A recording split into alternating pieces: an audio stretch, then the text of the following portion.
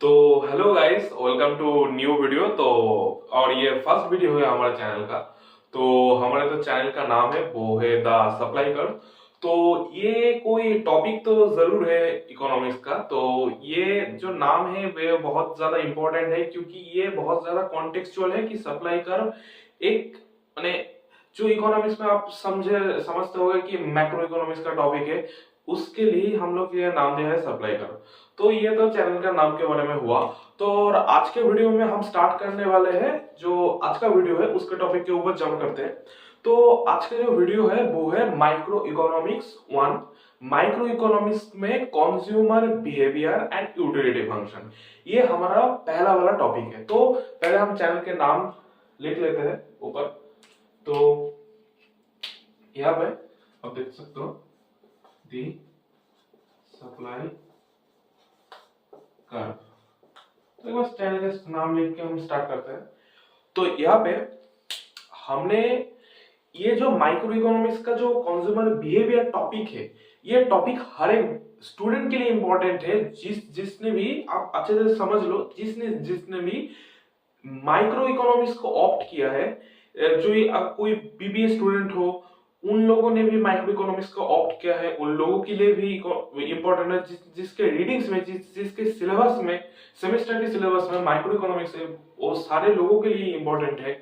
और BCom honours के लिए भी, बीकॉम ऑनर्स में जो जनरल इलेक्टिव में ये माइक्रो इकोनॉमिक्स को ऑप्ट किया है जिसके सिलेबस में, उसके लिए भी इंपॉर्टेंट है। अगर कोई सीए कर रहा है, कोई सीएस कर रहा है, कोई अब सीएफए कर रहा है, ये सारे स्टूडेंट के लिए ये माइक्रो इकोनॉमिक्स का कंज्यूमर बिहेवियर चैप्टर बहुत ज्यादा इंपॉर्टेंट है।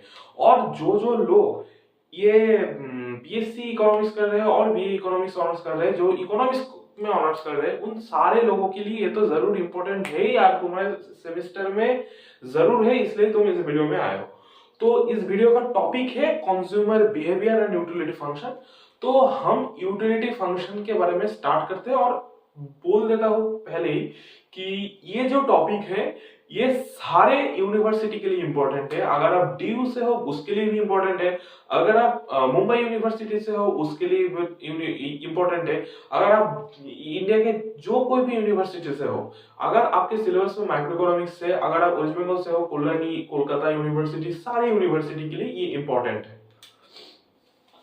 हाँ, तो अभी हम स्टार्ट करते हैं माइक्रो इकोनॉमिक्स में जो चैप्टर हमारा अभी लगा हुआ है, जो चैप्टर हमारे लिए इंपॉर्टेंट है कंज्यूमर बिहेवियर। आगे पहले हम समझ लेते हैं कंज्यूमर बिहेवियर और यूटिलिटी फंक्शन में हम कमोडिटीज किसको नाम देते हैं। मतलब आप बोलोगे कि मैं कमोडिटीज के बारे में क्यों बात कर रहा हूँ, कमोडिटी, अब गुड्स बोलो, कितने टाइप के गुड्स होते हैं। देखो, समझना पड़ेगा, गुड्स कुछ चीज नहीं है, किसी भी चीज को हम गुड्स नहीं कह सकते। तो हमारे हमको पहले समझना होगा कि कभी कभी हम बुक्स में देखते हैं कमोडिटीज नाम आता है, two commodities, we plot two commodities और वी प्लॉट टू गुड्स। तो क्या सच है, क्या रियल है, क्या हमको यूज करना है, क्योंकि हम अभी 12 के बाद एक हायर स्टडीज में आ चुके हैं। तो हमको जो बोलना होगा as a economist, as a economic student और एक कॉमर्स स्टूडेंट और कंपनी सेक्रेटरी जो भी हो आपके सिलेबस में, तो हमको समझना होगा कि हमको क्या बोलना सही रहेगा। तो हम पहले देख लेते हैं कि किस किस टाइप का कमोडिटीज एग्जिस्ट करता है। चलो हम पहले बोलते हैं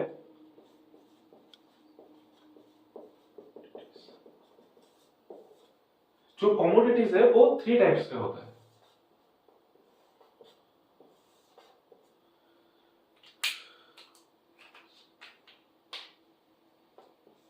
गुड्स, बैड्स,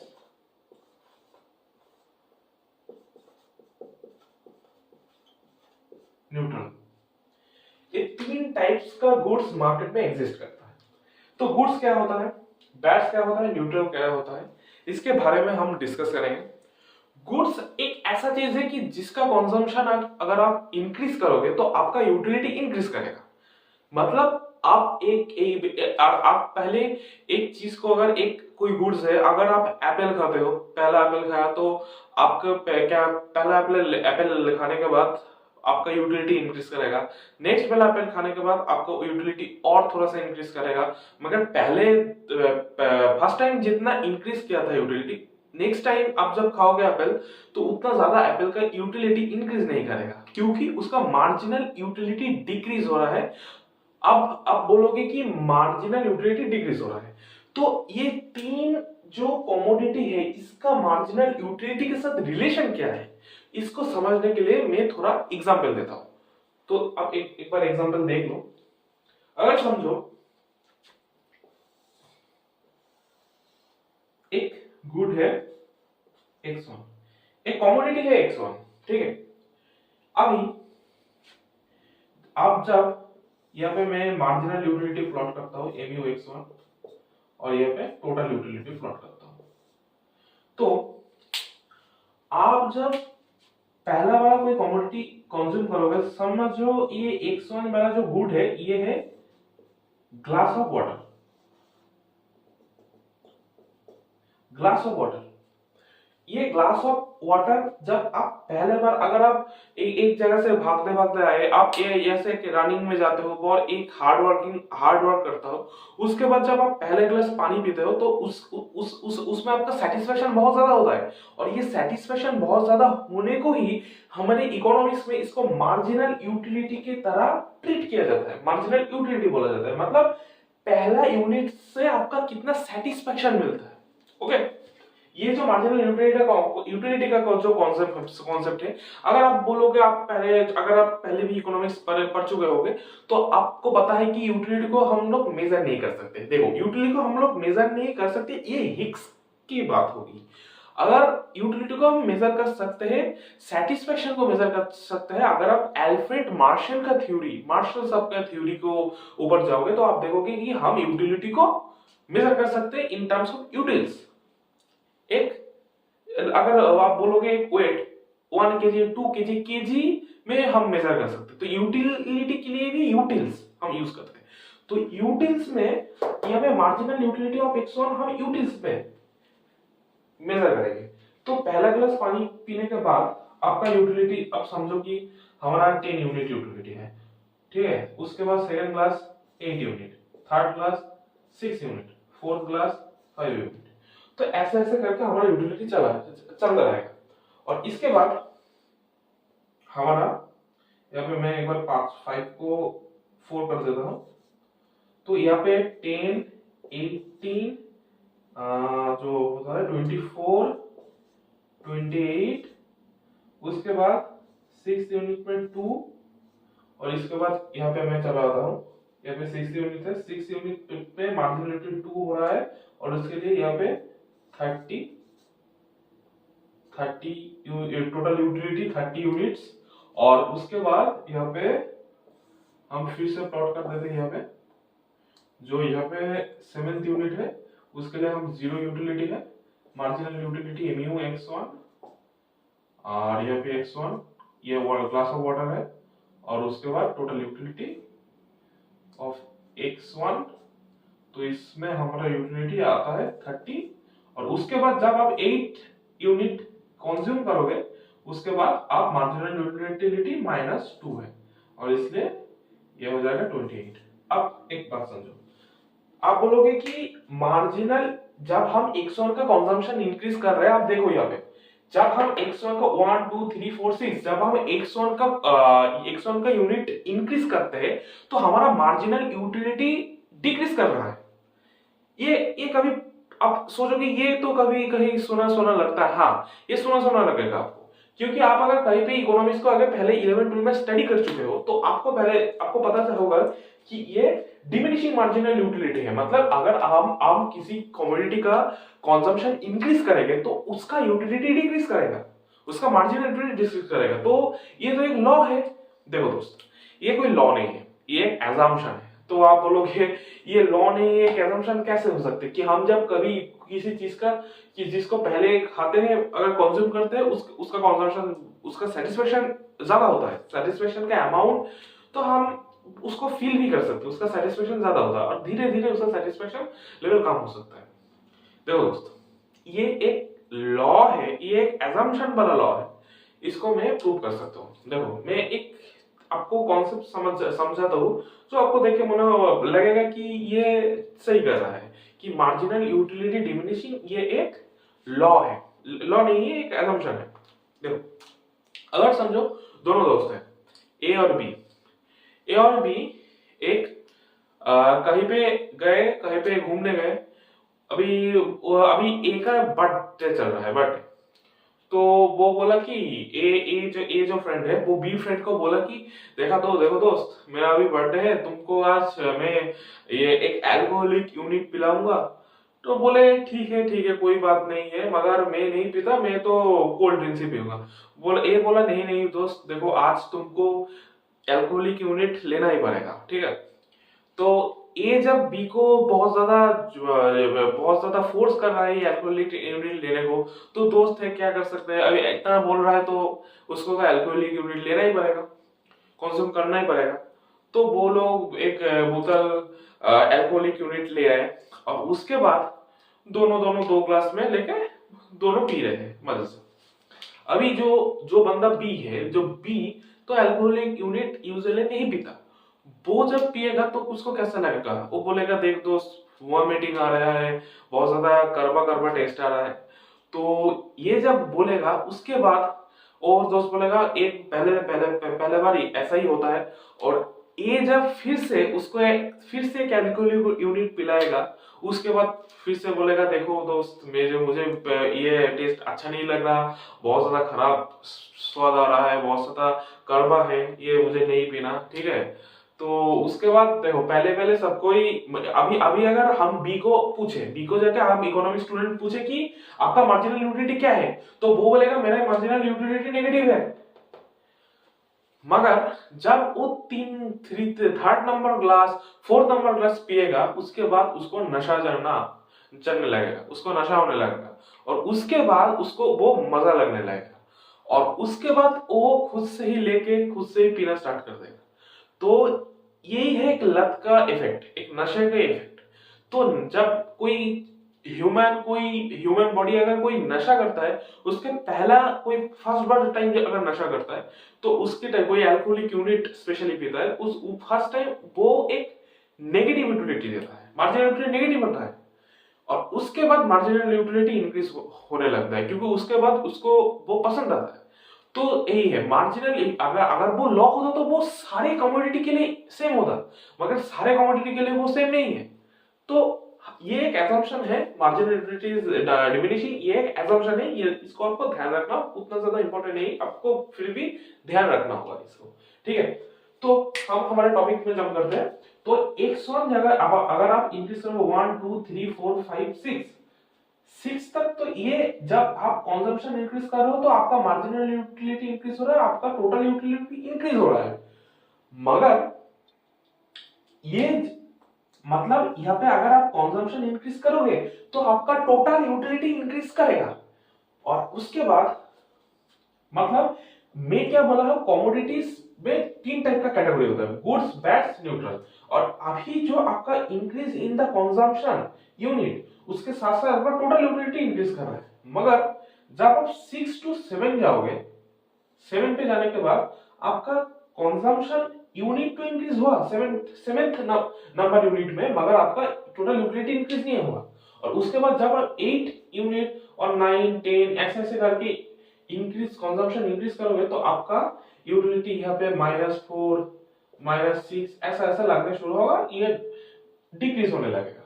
तो 3 टाइप का एक कमोडिटी 3 टाइप का प्रॉपर्टी शो करता है। और पहली बार आप देखो, जब ये गुड्स का मीनिंग अब आपको समझ में आएगा दोस्त, ध्यान से देखो, जब इंक्रीज होगा क्वांटिटी ऑफ x1 इंक्रीज होगा, और उस टाइम पे जब टोटल यूटिलिटी इंक्रीज होगा, जब quantity of x1 and total utility, x1 भी इंक्रीज हो रहा है, टोटल यूटिलिटी भी इंक्रीज हो रहा है, मतलब number of quantity consume and total unit का सेम डायरेक्शन है, मतलब रिलेशनशिप इनवर्स नहीं है, रिलेशनशिप सेम डायरेक्शन में है, प्रोपोर्शनल है।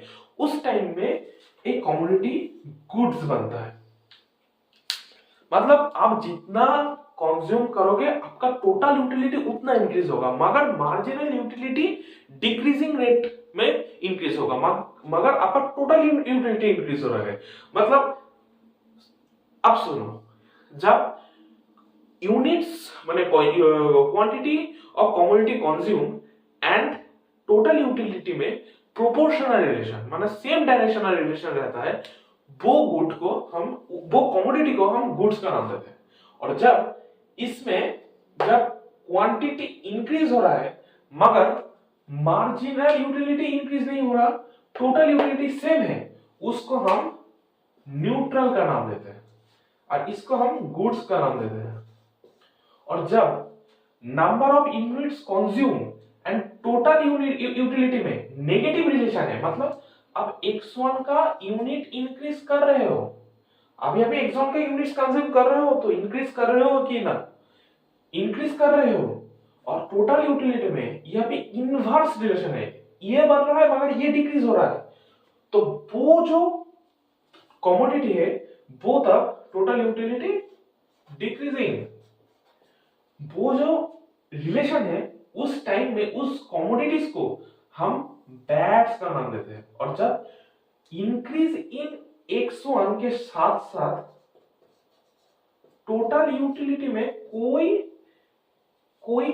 डिक्रीज भी नहीं हो रहा, इंक्रीज भी नहीं हो रहा, उसको हम न्यूट्रल का नाम देते हैं। तो एक कमोडिटी गुड्स भी हो सकता है, बैड भी हो सकता है, न्यूट्रल भी हो सकता है, वो डिपेंड करता है कमोडिटी की प्रॉपर्टीज के ऊपर, उसका मार्जिनल यूटिलिटी के ऊपर, उसका टोटल यूटिलिटी के ऊपर, और उसका कंजम्पशन कितना कर रहे हो, और पर्सन टू पर्सन ये वैरी करता है।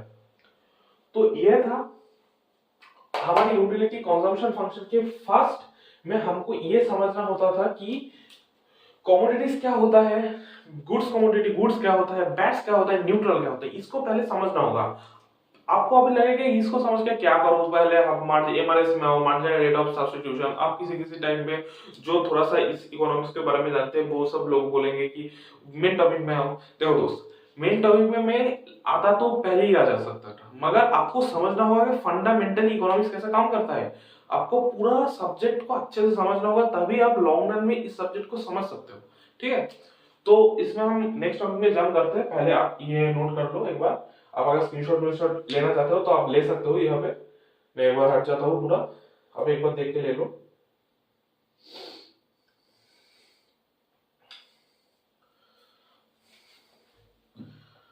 तो चलो मैं इसको हटा देता हूँ।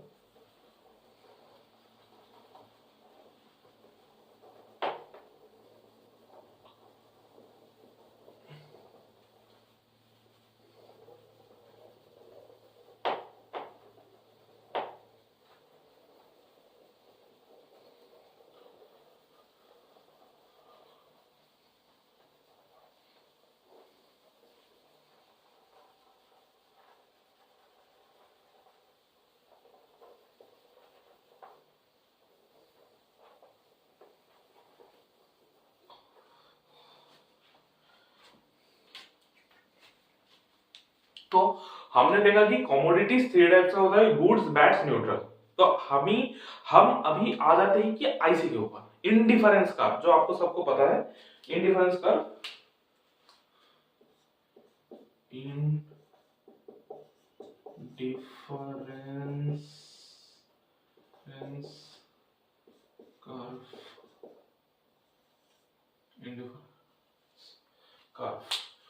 इसको जो हम शॉर्ट फॉर्म में बोलते हैं आईसी। तो देखो, आपकी कुछ लोगों को, जब आप वीडियो देख लो, कुछ लोगों को आपको मालूम होगा जो 11-12 में पहले भी इकोनॉमिक्स पढ़ चुके हैं, उन लोगों को पता होगा कि जो आईसी है वो एक कॉन्वेक्स फंक्शन होता है, जो डाउनवर्ड स्लोपिंग होता है, कॉन्वेक्स होता है। देखो दोस्त, ऐसे काम नहीं चलेगा। मैं आपको बोलूं तो आईसी सिर्फ कॉन्वेक्स नहीं हो सकता, आईसी बहुत सारे शेप का हो सकता है। आप यहां पे देखोगे, आप बोलोगे आईसी डाउनवर्ड स्लोपिंग है, आप डाउनवर्ड स्लोपिंग बोलोगे, तो आईसी हर टाइम डाउनवर्ड स्लोपिंग नहीं भी हो सकता है। आईसी का बहुत सारा शेप है। आप बोलोगे, आप देखोगे कि ये कॉन्वेक्स आईसी है, आपको ये पता है, सिर्फ ये आईसी नहीं है, बहुत सारे आईसी है, ये भी एक आईसी है, ये भी एक आईसी है और ये भी एक आईसी है। अगर मैं पूरा सर्कल कर दूं, ये भी एक आईसी है और ये जो आईसी है और ये भी एक आईसी है। ये दो कार अलग है। बहुत टाइप का यहाँ पे आईसी हो सकता है, ठीक है। तो आईसी एक टाइप का नहीं है, बहुत टाइप का है और आईसी एक स्ट्रेट लाइन भी हो सकता है। ऐसे ऐसे टाइप के आईसी एग्जिस्ट करेंगे अगर आप हायर स्टडीज में आते हो। तो ये आईसी सारे आईसी के बारे में मैं समझाने वाला हूँ आपको। अब टेंशन मत लो, आप पूरा वीडियो को देखो और चैनल को सब्सक्राइब कर लो। अगर मैं नेक्स्ट पार्ट में बनाता हूँ पूरा सिलेबस आपको कवर करके जाऊंगा। अगर आप मेरे वीडियो देखते हो तो आपका सेमेस्टर धमाकेदार होने वाला है। तो ये सारे टाइप का आईसी है और ये सारे टाइप का आईसी हम आपको समझाने वाले हैं, मगर आपको बेसिक से स्टार्ट करता हूं। बेसिक वाला जो आईसी है, इसमें सबसे बेसिक वाला एक ही आईसी है। अगर मैं इसको मिटा देता हूं, बेसिक वाला आईसी ये है बेसिक वाला आईसी, डाउनवर्ड स्लोपिंग कॉन्वेक्स। तो आप आईसी का बहुत सारे प्रॉपर्टी आप सुने होंगे कि आईसी डाउनवर्ड स्लोपिंग होते हैं, कॉन्वेक्स होते हैं, two ICs never intersect each other होता है। तो वो जो बेसिक वाला आईसी है, जो चाइल्डहुड का आईसी है, वो उसको लेके हम काम करते हैं। तो चलो, ये है एक बेसिक वाला आईसी। तो मैं काम करता हूं, मैं फिर से एक डायग्राम बिल्ड करता हूं। ओके, ये है diagram.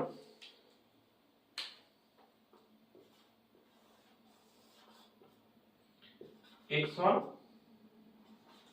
x2, goods x1 and x2, bads नहीं, कमोडिटीज नहीं, गुड्स 1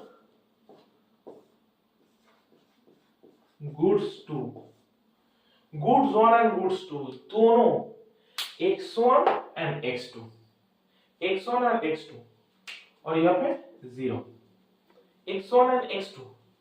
और यहाँ पे मैं एक बजट लाइन ड्रॉ करता हूँ। बजट लाइन अभी ड्रॉ करने की जरूरत नहीं, सॉरी, बजट लाइन ड्रॉ करने की जरूरत है। मैं एक आईसी ड्रॉ करता हूँ, आपका बेसिक वाला आईसी। हाँ, ये जो आईसी है, ये है आईसी 1।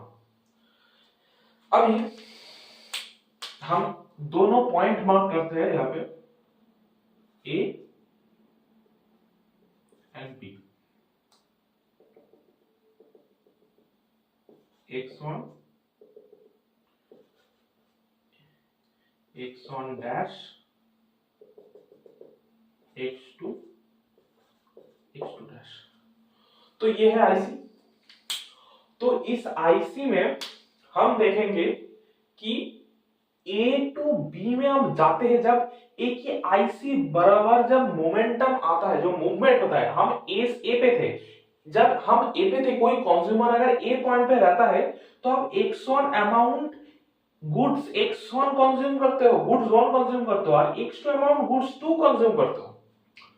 और अभी मैं कंज्यूमर को बोला कि देखो भाई, तुमको x1 ज्यादा कंज्यूम करना होगा और x2 कम कंज्यूम करना होगा, ठीक है। कोई एक बंदा है, उसको मैंने बोला कि तुम x1 कमोडिटी गुड्स 1 कंज्यूम करते हो और x2 कमोडिटी गुड्स 2 कंज्यूम करते हो, और अब तुमको x2 का कंजम्पशन कम करना होगा और x1 का कंजम्पशन इंक्रीज करना होगा।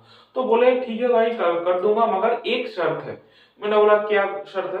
उसने बोला कि देख भाई, मैं तो तुम्हारा बात मान लूंगा, मगर इतना ही मानूंगा कि मेरा यूटिलिटी सेम हो जाए। मैंने बोला अच्छा, तो आपको तो एक काम करना होगा कि आपको आईसी के बराबर मूवमेंट लाना पड़ेगा, मगर मैं आईसी में शिफ्टिंग नहीं करूंगा, आईसी के अंदर ही रहूंगा। आईसी के अंदर मुझे जो पॉइंट मिलेगा मेरा यूटिलिटी सेम रहेगा। आपको पता है कि आईसी बराबर मूवमेंट, आपका यूटिलिटी सेम रहता है। अगर आप हायर आईसी में जाते हो तो आपका यूटिलिटी ज्यादा मिलता है, लोअर आईसी में जाते हो तो आपका यूटिलिटी कम मिलता है। तो ये सिर्फ ये जो higher the IC more the utility, more is the utility, higher the IC higher the satisfaction, ये सिर्फ convex and downward sloping IC के लिए वैलिड है। इसको माइंड में रखना। अगर आप माइंड में भूल भी जाते हो तो कोई बात नहीं, मैं फिर से आपको याद कर दूंगा जब मैं इसका mathematical derivation and types of IC में जाऊंगा। तो ये जो वाला जो पिक्चर है इसमें देखो कि जब आईसी जो हमारा यूटिलिटी जब इंक्रीज होगा, जब आईसी में हम हायर आईसी में जाएंगे, जब यहाँ पे कोई आईसी ड्रॉ रहेगा जो हायर था आईसी, तब हमारा सेटिस्फेक्शन भी इंक्रीज करेगा। मगर हम अगर ए पॉइंट से बी पॉइंट में जाते हैं तो हम आईसी 1 के ऊपर ही मूवमेंट कर रहे हैं, हमारा यूटिलिटी में कोई चेंज नहीं आएगा यहाँ पे। तो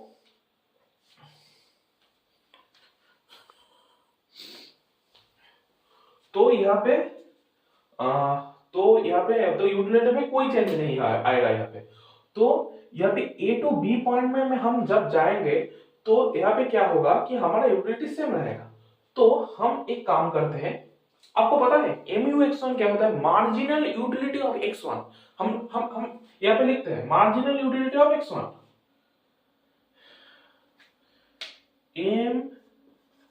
MUX1। ये क्या होता है? आपको पता है ये क्या होता है? ये होता है कि हम अगर X1 का एक यूनिट इंक्रीज करेंगे, अगर हम X1 एक यूनिट इंक्रीज करेंगे तो हमारी यूटिलिटी कितना इंक्रीज होगा और कितना चेंज होगा, ये समझना होगा। हम अगर X1 जितना यूनिट इंक्रीज और डिक्रीज करता है, अगर हम यहाँ पे इंक्रीज का बात करते हैं, हम अगर X1 को ज्यादा कंज्यूम करते हैं, X1 को हमको ज्यादा कंज्यूम करना होगा, और X1 अगर ज्यादा कंज्यूम करेंगे तो हमारा यूटिलिटी कितना चेंज होगा पर 1 यूनिट चेंज इन X1, हमारी टोटल यूटिलिटी कितना चेंज हो रहा है, इसको हमको समझना पड़ेगा। और वो जो है वो है मार्जिनल यूटिलिटी ऑफ X1, वो है मार्जिनल यूटिलिटी ऑफ X1। और मार्जिनल यूटिलिटी X1 में इस पे एक कंडीशन लगा हुआ है। कंडीशन क्या है? Keeping X2 constant. मतलब कि हम X2 का यूनिट सेम रख के X1 का कंजम्पशन अगर एक यूनिट इंक्रीज करते हैं तो हमारी टोटल यूटिलिटी में कितना इंक्रीज आएगा, वो है MUX1। समझे कि हम X2 का यूनिट सेम रख रहे हैं, उसके बाद हम X1 का एक यूनिट अगर इंक्रीज करेंगे कंजम्पशन, तो हमारे टोटल यूटिलिटी जितना इंक्रीज होगा वो है मार्जिनल यूटिलिटी ऑफ X1। और मार्जिनल यूटिलिटी ऑफ X1 ये तो एक मैथमेटिकल फॉर्मूला है, ये तो concept given by Alfred Marshall है। आप बोलोगे कि ये जो है इसको मैं डायग्राम में अगर दिखाऊं, आप बोलोगे डायग्राम में कैसे ले आऊंगे कि आप एक तरफ बोल रहे हो कि utility can not be measure, अब यहाँ पे है utility can be measure, utility can be measure, utility can not be measure. ये जो आईसी वाला कॉन्सेप्ट है वो तो हिग्स साहब ने दिया है, और ये जो कॉन्सेप्ट है वो अल्फ्रेड मार्शल साहब ने दिया है। दोनों का कॉन्सेप्ट है, ये बोल रहा है यूटिलिटी कैन बी मेजर, ये बोल रहा है utility can not be measure. तो यूटिलिटी कैन बी मेजर को कैसे कैन नॉट बी मेजर में हम ला सकते हैं, उसके लिए हम एक काम करेंगे, ला सकते हैं, कोई ऐसा वाला इशू नहीं है। अब देखो यहाँ पे अगर X2 को सेम रख के हम यहाँ पे X1 इंक्रीज करते हैं, X1 से X1 डैश, तो हमारा यूटिलिटी यहाँ पे इंक्रीज होता है, इंक्रीज होता है। और ये है IC2 इंक्रीज होता है, A डैश। जितना यहाँ पे चेंज आ रहा है यूटिलिटी में, जितना चेंज आ रहा है वो है मार्जिनल यूटिलिटी ऑफ X1। हम X1 का एक X2 को सेम रखे, X1 का एक यूनिट अगर इंक्रीज करेंगे तो हमारे यूटिलिटी MUX1 से इंक्रीज हो जाएगा, हमारा यूटिलिटी MUX1 से इंक्रीज हो जाएगा। और अगर सेम X2 के रख के अगर हम X1 को इंक्रीज करते हैं, अगर हमारा यूटिलिटी इंक्रीज होता है तो हमारा IC शिफ्ट हो जाएगा, IC1 IC2 हो जाएगा। अब हम इसको थोड़ा सा मैथमेटिकली ले आते हैं। देखो तो यहाँ पे टोटल यूटिलिटी क्या है? टोटल यूटिलिटी है MUX1 इंटू डेल्टा X1। ये बात देखो, ये टोटल यूटिलिटी है, ये पॉजिटिव है, ये पॉजिटिव है। मार्जिनल यूटिलिटी तो पॉजिटिव है क्योंकि यहाँ पे गुड्स लगा हुआ है। टोटल यूटिलिटी भी पॉजिटिव है, क्यों? क्योंकि हम x2 को सेम रख के x1 को इंक्रीज कर रहे हैं, डिक्रीज नहीं कर रहे, इंक्रीज कर रहे हैं, और हमारा यूटिलिटी इंक्रीज हो रहा है क्योंकि हम IC1 से IC2 पे जा रहे हैं। तो हमारा टोटल यूटिलिटी यहाँ पे एक पॉजिटिव फंक्शन है क्योंकि हम IC1 से IC2 में जा रहे हैं, higher the IC more the satisfaction. तो हमारा टोटल यूटिलिटी यहाँ पे एक पॉजिटिव फंक्शन लगा हुआ है। फिर एक और चीज दिखाता हूं, हम यहाँ पे राइट करते हैं mu x2, तो इसका वैल्यू क्या है बता सकते हो? मतलब हम x2 को चेंज करेंगे, उसके लिए हमारा टोटल यूटिलिटी कितना चेंज होगा? Keeping x1 constant, keeping x1 constant मतलब हम x1 को सेम ही रख रहे हैं, x2 को डिक्रीज कर रहे हैं और इंक्रीज कर रहे हैं। उसके लिए हमारा टोटल यूटिलिटी कितना इंक्रीज और डिक्रीज होगा, हम यहाँ पे डिक्रीज कर दिखाते हैं। चलो हम यहाँ पे x2 को डिक्रीज कर रहे हैं, x2 से x2 डैश में आ रहे हैं, डिक्रीज हो रहा है, कीपिंग x1 कांस्टेंट, x1 को कांस्टेंट रख के, और जो पॉइंट आ रहा है वो है ये वाला पॉइंट। तो इस पॉइंट में मैं एक IC नॉट ड्रॉ कर देता हूं और इसको B डैश नाम देता हूं।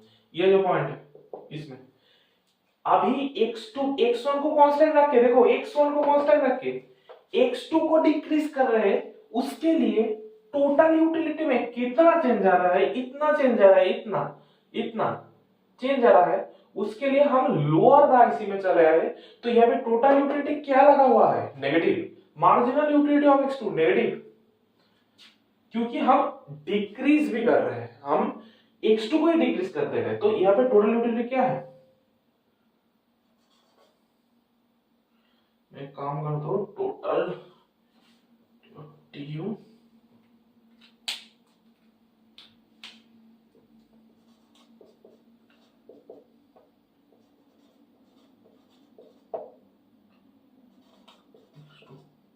ओके। ये जो है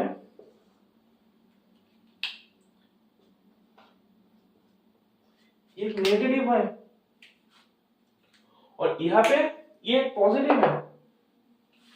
मतलब मैं जब x2 को सेम रख के x1 को इंक्रीज करता हूं तो हमारा यूटिलिटी इंक्रीज हो रहा है, इसलिए हम हायर द IC में जा रहे हैं। और जब मैं x1 को सेम रख के x2 को डिक्रीज कर रहा हूं, पहले क्या कर रहा था, x2 को सेम रख के x1 को इंक्रीज कर रहा था तो टोटल यूटिलिटी पॉजिटिव मिल रहा था।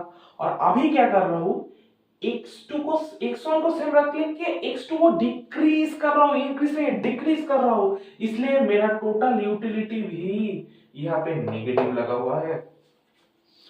तो अब इसका रिजल्टेंट निकल रहे हैं, मतलब टोटल फोर्स क्या निकल रहा है उसको निकलते हैं। चलो हम जब A से B तक जा रहे हैं, A से B जा रहे हैं, IC1 में ही A से B जा रहे हैं, उसके लिए हमारा एक क्या हो रहा है, पहले A to A डैश जा रहे हैं, उसके लिए हमारा टोटल यूटिलिटी इंक्रीज कर रहा है। उसी टाइम हम यहाँ पे डाउन साइड भी आ रहा है, जिसके लिए हमारा टोटल यूटिलिटी नेगेटिव हो रहा है। और अल्टीमेटली रिजल्टेंट फोर्स लग रहा है, अल्टीमेटली हम कहा जा रहे हैं, यूटिलिटी इंक्रीज भी हो रहा है, यूटिलिटी डिक्रीज भी हो रहा है, अल्टीमेटली हम जा रहे हैं A to B। एक ही IC में हम तो कंज्यूमर देखने में A से B गया, मगर कंज्यूमर जब x1 इंक्रीज किया तो वो पहले A to A डैश गया, उसके बाद A to B डैश गया, और रिजल्टेंट फोर्स लगा B पे, रिजल्टेंट आ गया B पे। तो मेरा डेल्टा TU इंक्रीज भी हो रहा है और मेरा डेल्टा TU डिक्रीज भी हो रहा है, और इसका सिर्फ मैग्नीट्यूड इसका जो साइन है वो पॉजिटिव और नेगेटिव है, मगर इसका मैग्नीट्यूड सेम है। इसके लिए हम किसी भी आईसी में मूवमेंट नहीं ले रहे हैं। अगर इसका ये पल्ला भारी होता तो हम हायर आईसी में जाते, अगर ये पल्ला भारी होता तो हम लोअर आईसी में आते हैं, मगर इसका दोनों का ही सेम भारी है, ना इधर हुआ ना इधर हुआ, तो इसलिए हम ए से बी जा रहे हैं। हम कोई शिफ्ट नहीं लग रहा है, हम सिर्फ मूवमेंट कर रहे हैं।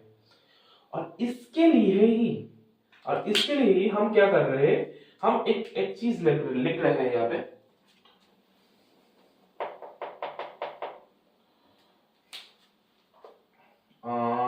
हम इसको अगर फर्स्ट इक्वेशन 1 और इसको अगर इक्वेशन 2 नाम देते हैं तो समेशन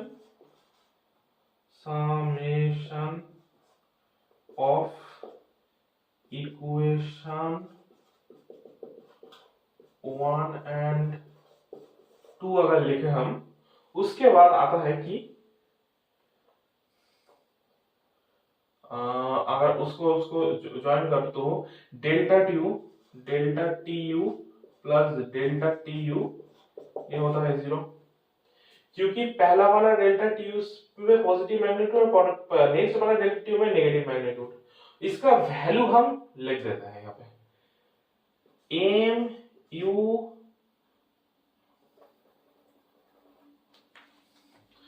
रुको मैं थोड़ा सा कलर का गेम खेलना चाहता हूँ।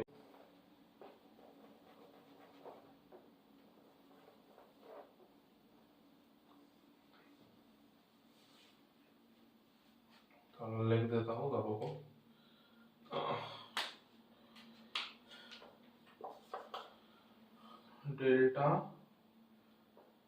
डेल्टा यहाँ पे है, delta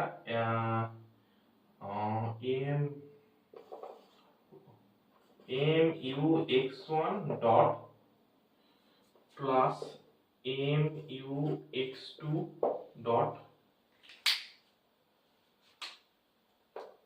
delta X one dot delta X two equal to 0 लिख दिया।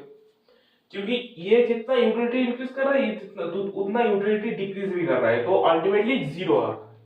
उसके बाद हम इसको यहाँ पे ले गए, M U X one dot delta X two X one equal to minus M U x2 dot delta x2 mu x1 dot delta x1 equal to minus mu x2 dot delta x2। और उसके बाद हम एक काम करते हैं, delta यहाँ पे ये करते थे mu x1 by mu x2 minus equal to delta x2 by delta x1। क्या आया ये delta x2 by delta x1, तो यहाँ पे हम अल्टीमेटली लिख दे रहे हैं delta x2 by delta x1 equal to minus mu x1 by mu x2। क्या है इक्वेशन? ये बादल में जो इक्वेशन मैंने लिख दिया ये क्या है? क्या है इक्वेशन? इसका इंटरप्रिटेशन क्या है? डेल्टा x2 बाय x1 मतलब अगर मैं a टू b पॉइंट पे जाऊंगा, मैं x1 इंक्रीज करूंगा, उसके लिए मैं अगर x1 1 यूनिट इंक्रीज करूंगा, अगर मैं यहां से पे IC के अलाइन करके IC बराबर अगर मैं डाउन साइड जाता हूं, अगर मैं x1 का कंजम्पशन 1 यूनिट इंक्रीज करूंगा तो मुझको x2 कितना सैक्रिफाइस करना होगा कि मेरा टोटल यूटिलिटी सेम रह जाए। उसका वैल्यू है minus marginal utility of x1 by marginal utility of x2। और ये ही है ये जो डेल्टा, ये जो मैं काम कर देता हूं यहाँ पे, ये जो delta x2 by delta x1 है, ये है M R S marginal rate of substitution, और मार्जिनल रेट ऑफ सब्स्टिट्यूशन का वैल्यू क्या है, माइनस mu(x1 by mu(x2), और एक कर्व का स्लोप क्या है, एक कर्व अगर हम ड्रॉ करते हैं इसका स्लोप क्या होता है, delta x2 by delta x1, और ये क्या है, delta x2 by delta x1 क्या है,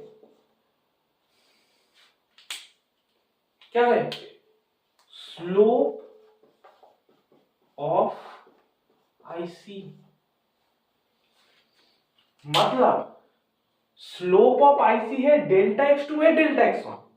डेल्टा x2 है डेल्टा x1 क्या है कि अगर मैं आईसी के अलाइन अगर मूवमेंट करता हूं, अगर x1 का एक यूनिट इंक्रीज करता हूं, उसके लिए कितना x2 सैक्रिफाइस करना पड़ेगा, उसका वैल्यू है एमआरएस, उसका नाम है एमआरएस, जिसका फुल फॉर्म है मार्जिनल रेट ऑफ सब्स्टिट्यूशन, और उसका वैल्यू है माइनस mu(x1 by mu(x2). ये है पूरा डिटेल्स, आप एक बार पूरा से अच्छे से देख लो, पूरा से अच्छे से कॉपी कर लो, पूरा एक बार फिर से, अगर वीडियो अंडरस्टैंडिंग नहीं हुआ तो फिर से एक बार देख लो, पूरा स्क्रीनशॉट ले लो, पूरा नोट कर लो जो मैंने लिखा है यहाँ पे। हो गया?